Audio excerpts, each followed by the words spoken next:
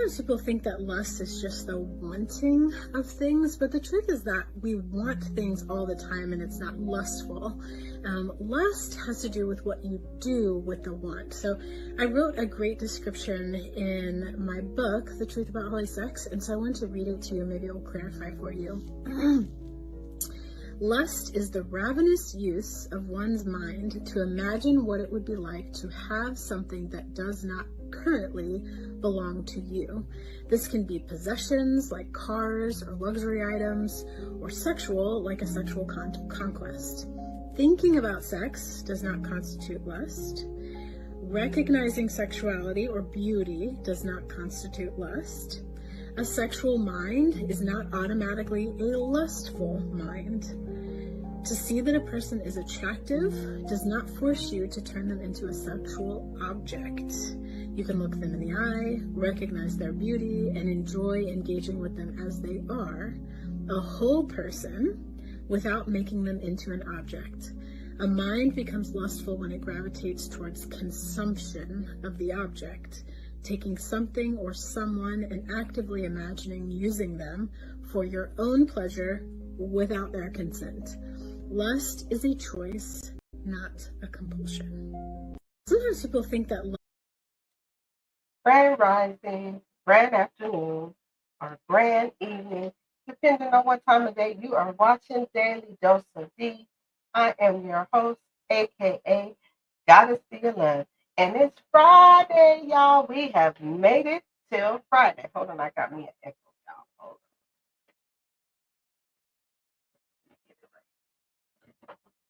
on. Okay, I think that's better for me. We have made it to Friday. Hallelujah. We have made it to Friday. So happy Friday to everyone. Some call it Fantastic Friday, Fabulous Friday, Flashback Friday, Freaky Friday. But today here on Daily Dose of D, we're going to call it Flirty Friday. Okay? It's Flirty Friday. Okay? So the quote of the day is, have you ever had a strong desire for someone or something? Is it love, a fantasy, or maybe it's just lust? By Goddessy of Love. And of course, as you have not noticed on this Flirty Friday, the word of the day is lust, a strong longing or craving. Okay. So we're going to go ahead and go into the word lust. Now, I know when y'all hear the word lust, y'all think of sexual, something sexual, right? And I get it, because that's usually what is society puts out there is lust is a sexual of wanting something, somebody, or someone sexual. But we're going to go ahead and take a deep dive into it today, because you can have lust for many other things besides sexual. Okay. So our title for today is The Many Faces of Lust and Exploring Desire in its Varied Forms. So we're going to go ahead and get right into it, okay? So, as I mentioned, that the word lust is one that carries a complex and multifaceted meaning, often conjuring powerful images and emotions. At its core, lust refers to an intense longing or desire, most commonly associated with sexual passion. However, the extreme extends beyond its sexual connotation, encompassing a broader spectrum of human cravings and aspirations. Understanding the depth and nuisance of the word requires exploring its etymology, cultural significance, and psychological implications in its various forms. Etymology. So we're going to go into this. The etymology of lust originates from the Old English word lust, meaning desire or pleasure. In the earliest uses, it was not exclusively linked to sexual yearning, but described as any strong craving or enthusiasm. Over time, the word's meaning became more narrowly defined, often taking a negative connotation, especially within religious and moral content. That book, the Bible, for instance, frequently warns against lust as a sin that leads individuals away from spiritual purity. This association has cemented lust's reputation. So I want to stop right there because I'm giving the breakdown of how um, lust had originated, okay? So what I took from this, sorry, I got okay. So what I took from this, especially when I go into the breakdown of the etymology of it was an old English word that meant desire or pleasure, right? That's where it started from. That's where the word lust originated from, the old English word lust. What the meaning was desire or pleasure, okay? That's the meaning. And it was described as any strong craving or enthusiasm.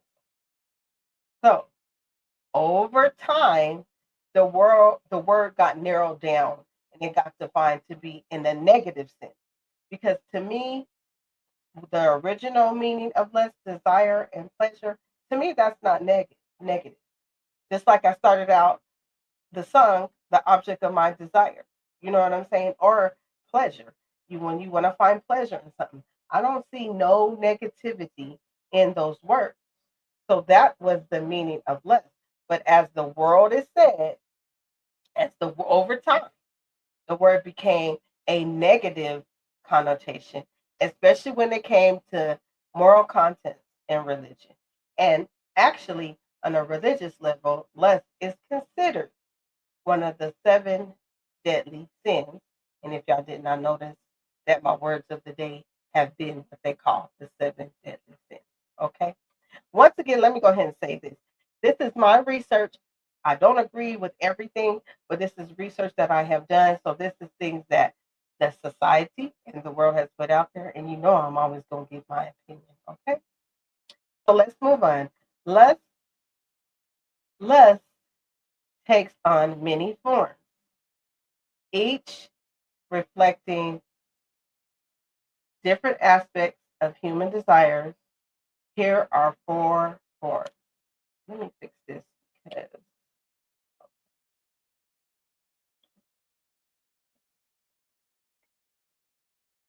I don't like the way that. Let me go ahead and fix that. All right. I had to fix things. You couldn't see things right. You know, that's okay. We back though. Okay. So, like I said, it has very different forms, and we're going to discuss four of those forms right now because there's more than just the sexual lust. But of course, you know that number one is gonna be sexual lust. So let's go ahead and tap into that word. Sexual lust is the most recognized form, characterized by an intense attraction or yearning of physical intimacy. When in its nature and virtual part of human relationships, it can also lead to complications such as infidelity or the objectification of others when unchecked. So, sexual lust, let me do this too real quick on this part because this might trigger some people. So, the sexual lust is recognized as an intense attraction or yearning for physical intimacy. It's natural and it's a vital part of what human relationships should have, but it can lead to complications such as infidelity infidelity, and other things if unchecked. So that's why, on a religious or moral aspect, the word lust, sexual lust, that's what they should, to me, put sexual lust, not just lust in general, but sexual lust should be as a negative lust or something that is yearning for something intimate. Okay, so I, in my research, feel like it shouldn't just be the overall word of lust. That's why I'm giving the different forms of lust. Okay, so let's go on to material lust. Okay, so how can you have material lust? Material lust, which manifests as an insatiable desire for wealth, possession, or status. This form of lust can drive ambition and innovation, but may also result in greed and ethical compromise. So the material lust is more so it because we know lust means yearning or longing for something, especially something that you can't have. Lust is. So when you have a material list, you want to get material possessions uh, that people that are not sustainable, something that's out of your reach, which can cause you to act in a way where this material list, like it says, is gonna bring greed, and it can compromise your ethics, especially if you're trying to gain riches in a way that's unethical uh, to the world. For example, we all want to have money, right? But we not all gonna go out there and rob a bank. You feel what I'm saying? Materialist. That's a way of how it compromises your ethical sense, and you're taking away from somebody, taking the money away. If you're stealing money from somebody or a bank, you're taking that away from somebody, so you don't have that permission. That's how you can have material. Okay. Let's go to number 3, lust of power. The craving for control or dominance often shapes political, social, and interpersonal dynamics, while in the pursuit of influence can lead to leadership and society progress. It can also foster manipulation, exploitation, and conflict. So the lust of power. So when I think of power, it's someone trying to gain control or dominate somebody. So this type of lust is you want to control people's mind, you want to control their thinking, you want all the power. You see so many movies in society where they're portrayed where they want all the power. How many movies have you seen where they're not happy just being in this position? And even in cartoons, movies from Disney and so forth, there's always someone that wants to be in power. Like what comes to mind is the Lion King, right? His um, brother was like, no, I want this kingdom. I want the power. I want to dominate and control everybody. So this is how you can have a lust for power. And this is going to foster manipulation, exploitation, and conflict. Okay? So the final form of lust is lust for knowledge. Hmm, lust for knowledge. This is interesting to me. An intense curiosity and drive to understand has propelled scientific and psychological advancements, but can sometimes lead to ethical dilemmas where boundaries are overstepped. Hmm. So lust for knowledge. So what I'm taking that is that in order to gain the knowledge that you need, you are being unethical. So I think that would go along with power in my mind because you're trying to get knowledge of our information and you're going about it the wrong way. You might be causing harm or you might be hacking into databases and doing things you're not supposed to do that way, being unethical in that way, where you're overstepping boundaries to gain the knowledge. That's what I take from that. So we have the 4 forms of lust: sexual lust, 2 is material lust, 3 is lust of power, and number 4 is lust for knowledge. I find these different um, forms very interesting because, like I said, lust, as we learned from the beginning, was a good word. It wasn't never supposed to be, it was desire and pleasure, right? But we know there's duality in everything because that's what I talk about over here at the Love Palace as well. So it definitely has the good in it. Okay? So we're going to go ahead and talk about how lusts are often portrayed as double edged swords. In the cultural narrative, these forms of lust are often portrayed as double edged swords. On one hand, they represent fidelity, passion, and the drive to achieve or connect. On the other hand, they are depicted as dangerous, uncontrollable forces that can lead to moral decay, betrayal, and self destruction. Literature and art long explored this form. Um, excuse me. Literature and art have long explored the form, the tragic consequences of unchecked desires in Shakespeare's plays. Okay, interesting. And the seductive allure of characters in modern cinema. These, these depictions serves as a mirror to society's ambivalence towards love, both as a source of life affirming energy and as a potential downfall. That's interesting because, of course, we know Shakespeare is famous for, of course, he has a lot of famous things, but of course, the most known one is Romeo and Juliet, right? They had a stronger desire and pleasure for each other as well, right? Which could be considered lust back then, right? But he also showed the downside of that as well, how it was tragic because they had those feelings of lust for each other. Because, as we're saying here at the Love Palace, lust is a desire of pleasure.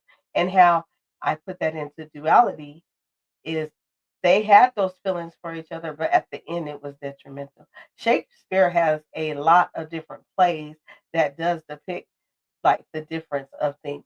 Endless is really displayed in a lot of his plays. So if you are into different plays, you should check Shakespeare out on that. Because definitely he that's a good example. I like how it used that. So psychologically, lust in its various forms is a fundamental aspect of human nature. Rooted in biology, it is driven by hormonal and neurological processes that ensure reproduction and the continuation of the species. Yet, it always intersects with emotional and intellectual dimensions, influencing relationships and personal identity. Whether its desire is for intimacy, success, or knowledge, lust can foster growth, fulfillment, but also creates challenges such as jealousy, obsession, or imbalance. So balancing these criminal and complex facets of lust is a reoccurring theme in the human experience. That definitely breaks a lot down because it has various forms of aspects of the human nature. So it's rooted in biology, by hormones, and by the neurological process as well. All right, y'all, I'm back. Had to step away for a minute.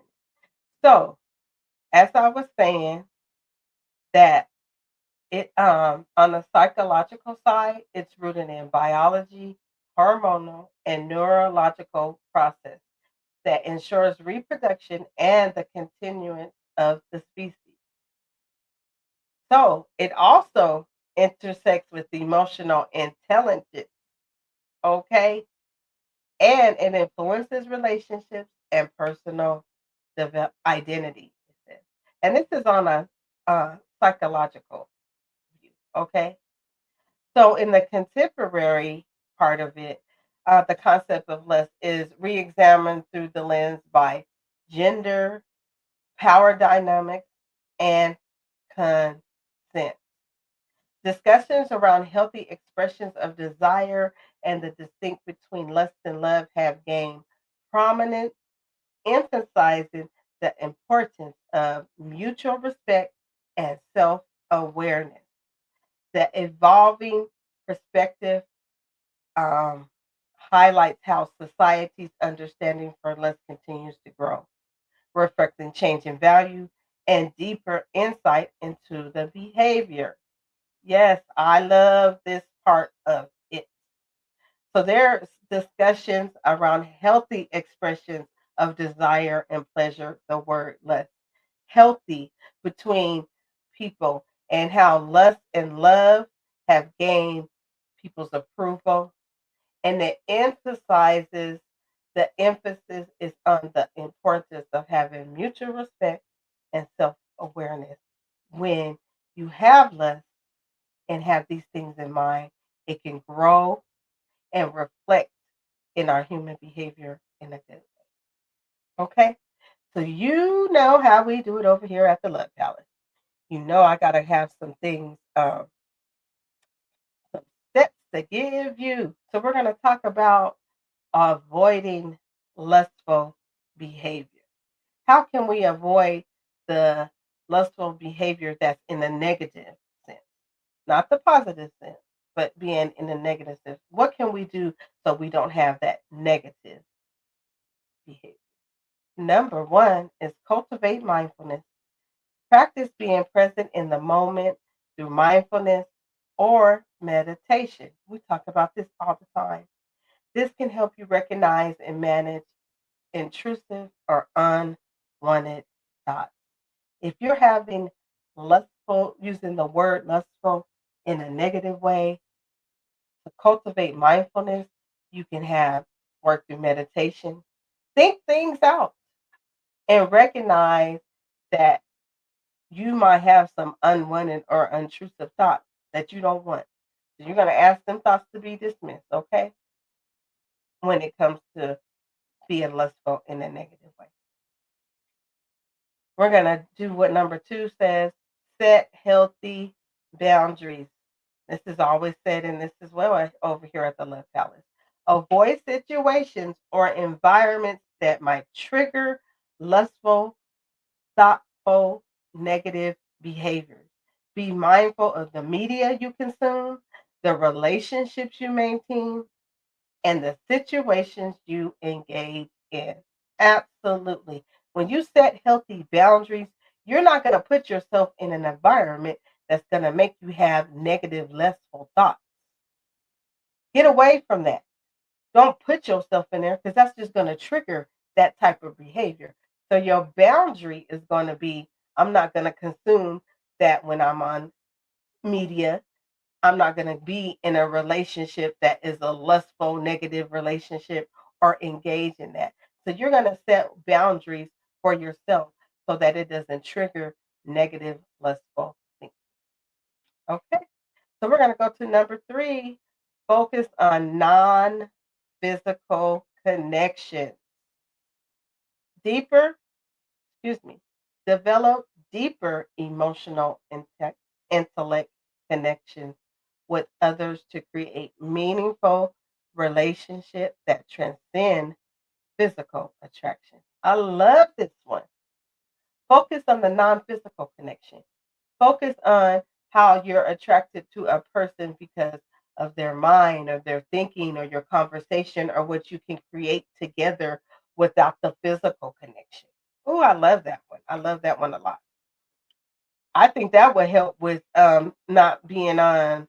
I think when you have non-physical social connections and you focus on that, and it'll help you with number two, setting your boundaries because you're focused on what connections you have outside of the physical. And that's going to create a meaningful relationship because you're not thinking about, ooh, girl, he's so fine, even though he might be fine, or ooh, that lady's so beautiful, even though she might be beautiful.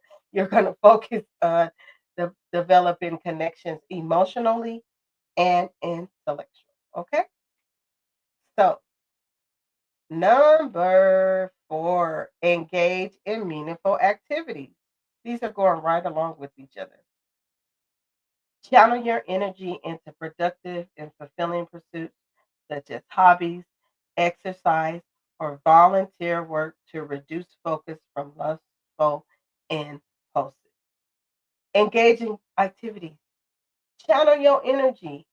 Once you know how you can control your energy, can channel it to ways that are productive and fulfilling. You could do hobbies, exercise, volunteer work, yard work, uh, create a poem, a rap, a song. Hey, bars. Anyway, but focus on meaning activities, okay? Number five, seek support. Absolutely. So talk to trusted friends, mentors, or counselors if you're having struggles with these negative lustful behaviors, okay? They can provide accountability and guidance in navigating, through these negative challenges, lustful thoughts. I love when it says support because if you notice every time it says seek support, it says talk to trusted friends or family. Because if you're not seeking a trusted um, support, they might trigger you, as we just said, knowing our boundaries and our triggers. If they're not looking out for the best interest of you, your mentors or counselor, it's not going to help you. So you want to seek a good, trusted support system. And this, so then when you have this support system, they're going to make you be accountable and they're going to help you and provide guidance where it's needed. Let's go to number six. Understand your triggers. Okay, that goes along with balance, y'all. So, identifying specific triggers that lead to negative, lustful behavior and create a plan to address or avoid them effectively. Okay, identify what triggers you. You know what's gonna make you spaz out, crash out, as they say now in this world. You know what's gonna make you crash out. Identify those. And once you identify those triggers, that's gonna, especially when it comes to this negative lustful behavior, this then you're gonna make a plan to avoid them. And when you make this a plan, make it go into effect so it can work effectively. You feel me? And the last one is, of course, practice gratitude, y'all. Reflect on the positive aspects of your life and relationships. Gratitude can shift focus from what you lack up to what you value. Wait a minute. Let me say that again. Gratitude can shift focus from what you lack to what you value, reducing excessive longing or desire. Practice gratitude. Reflect on the positive aspect of your life and your relationship. Gratitude can shift your focus. And have you noticed when you're grateful for something? I try my best, and when I tell you this, to always try and find something positive, even though if it's negative. I really do. I don't dismiss the negative because that can help me in a way too. But I'm like, okay, now that I know the negative side of this, what is positive in this? And that's how you practice gratitude by finding positive aspects in your life and in your relationship. Okay? So we're about to wrap it up with this word lust. Okay? Lust embodies a rich tapestry of meanings that go beyond its surface level association. It manifests in various forms, and we learn that from the central to the material, the intellectual to the politic, each shaping different facets of human existence. Whether viewed as a source of inspiration or as caution, lust remains a powerful force that influences our lives and stories. By understanding its complexities and forms, and by adapting strategies to manage its influence, we can navigate its impact with greater wisdom and intensity. Yes, that is our word for today, y'all. So we want lust. It can manifest in various forms. Remember this, various forms. Oh, this is the one key point I want you to take away today. Lust can manifest in various forms, from the central to the material, the intellect to the political, and each shaping different facets in human existence. Okay, so that is our word for today, y'all. Y'all know, I, if you haven't noticed, for the past last week and into this week, I actually did the words of the day as the seven deadly sins.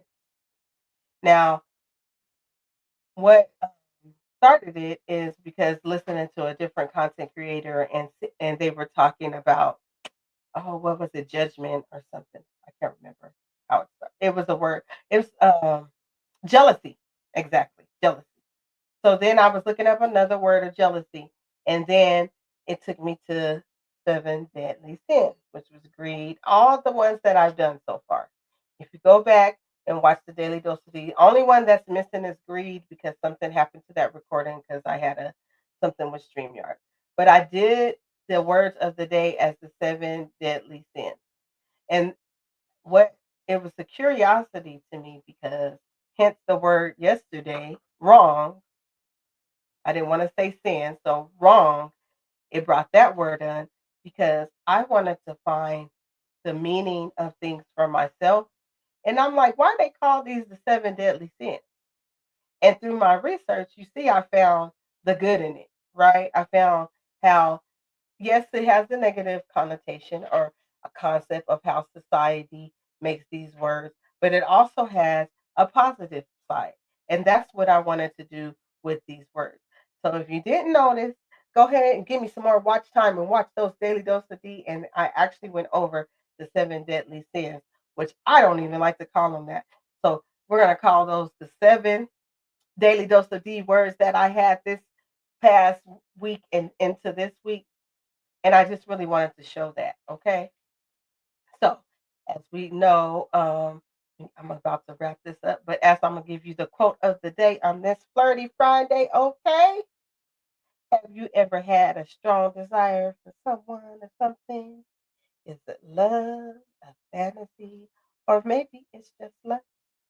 And of course, the word of the day on this Flirty Friday is lust, a strong longing or craving. Yes. Don't forget that my show is always sponsored by the network for the media. Make sure you like, share, and subscribe. We got some things coming up over there, so go ahead and check us out because we are a real channel. We're just growing slowly, okay? So y'all know how I do on Friday, so I do have a little something for y'all. So hold on. I gotta get prepared, and I'm gonna give you my final thought the way I do on Fridays. If y'all watch on Fridays, y'all already know what I do. Hold on. All right. So I know how I do over here on Friday. So the title today of this poem that I created, I think 2 days ago, is What If? What if the thoughts I was thinking were pure and honest to me? What if my feelings are so strong that everyone around can see? What if my heart's desires were stronger than how you feel? What if you say it's fake and I say it's real? What if I wanted more than you can give me at this time? What if my vision was not clear, as if I were blind? What if I believed the words that you spoke, that you speak? What if everything, even my thoughts, became weak? What if I wanted to know? What if what I wanted was at arm's length, but when I grab it, it cannot be reached? What if it was everything that my heart desired? What if it was what someone else admired? What if it was for a season? What if it was not a reason? What if they call my thoughts a sin? And what if I didn't care and just gave in? What if it is, excuse me, what if it is what it is? What if it's time to be free and just live? What if now is the time to be settled with my gift? But what if it's just time to ask it, to stop asking, what if I say? That was new, so I might have stumbled a little bit, but that's my poem for today. What if um, I got to get practice a little bit on it, but it's okay. I had just wrote it, so I hope you guys enjoyed that. That is my final thoughts for today, y'all. What if? Y'all think about what if. Today is Flirty Friday, so go flirt with somebody. Not lustfully in a negative way, but go flirt with somebody. Your mate, whoever it is that you want to. Flirty Friday. Hey, y'all. Hey. I hope you enjoyed this episode of Daily Dose of D. I am your host, aka Goddess D of Love. Make sure you like, share, and subscribe to all my streaming platforms, right? All of them. Hit that notification so you do not miss an episode of Daily Dose of D. And y'all know today is December 20th. Y'all, it's about to be over. But you know I got to do one time for the one time. My desire and pleasure is for me to show y'all this one more time. Okay, here we go.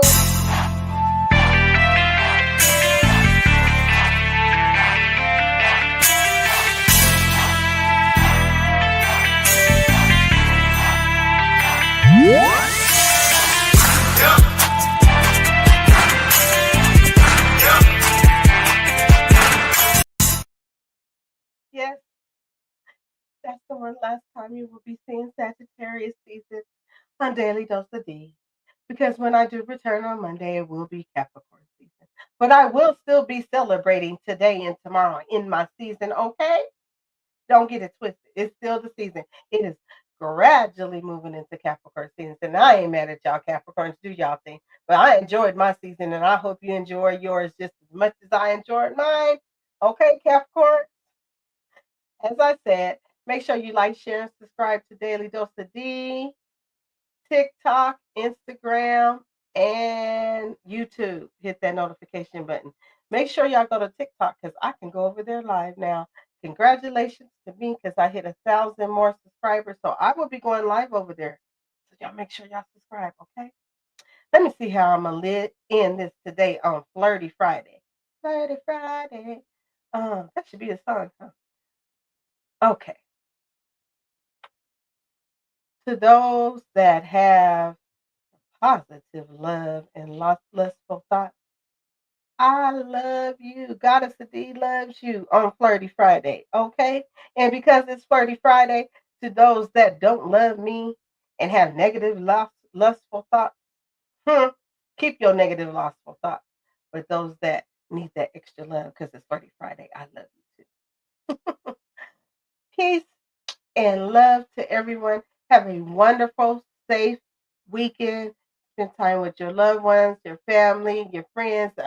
Enjoy life, y'all, because it's not promised tomorrow. Have a great weekend, and I will see you Monday for Daily Dose of D, okay? hit that notification button because you don't know, I might go live this weekend. You never know. Okay? Once again, see you real soon. Have a wonderful weekend. Okay? Peace and love.